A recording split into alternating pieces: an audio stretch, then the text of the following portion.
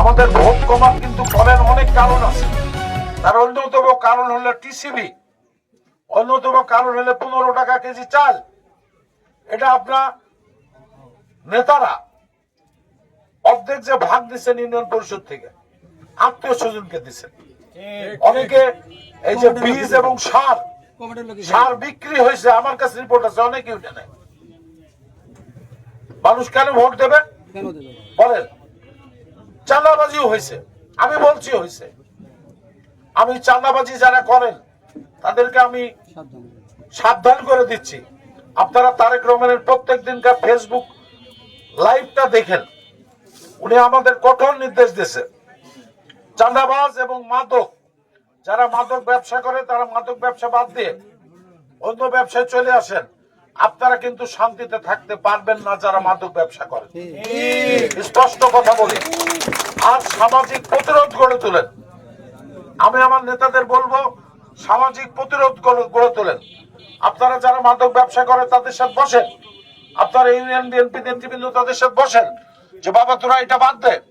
কারণ মাদক এমন একটা জিনিস, আপনি দেখেন যদি আপনার সন্তান মাদক খায়, আমার সন্তান মাদক খায়, সেই পরিবারটা ধ্বংস হয়ে যায়, অশান্তির মধ্যে বাস করে। কি কথাটা সঠিক না বলেন? তাহলে এই গুটিকে মানুষের জন্য সারা এলাকার মানুষ কেন ভোগ করবে?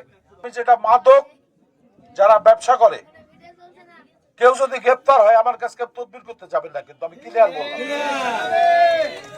চাঁদাবাজ গ্রেপ্তার হলে কেউ আমার কাছে তদবির করতে যাবেন না। তারেক রহমান স্পষ্ট আমাদের সংসদীয় কমিটির মিটিং এ বলে দিয়েছে, চাঁদাবাজ এবং মাদকের কোনো মার্সি হবে না। কারণ মাদক দেশকে ধ্বংস করে দিচ্ছে। বলেন আপনারা, কত ছেলের, এমনকি মেয়েরা পর্যন্ত গাঁজা খায়। আপনারা জানেন মেয়েরা পর্যন্ত গাঁজা খায়।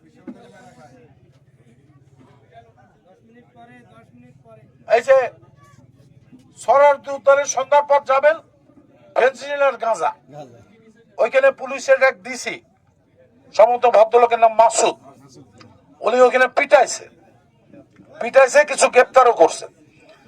স্লোগান দিচ্ছে কি, হারুন গেছে যে পথে মাসুদ যাবে সেই পথে। ঢাকা বিশ্ববিদ্যালয়ে তারা ছাত্র, তারা গাঁজা খায়, ফেন্সিল খায়।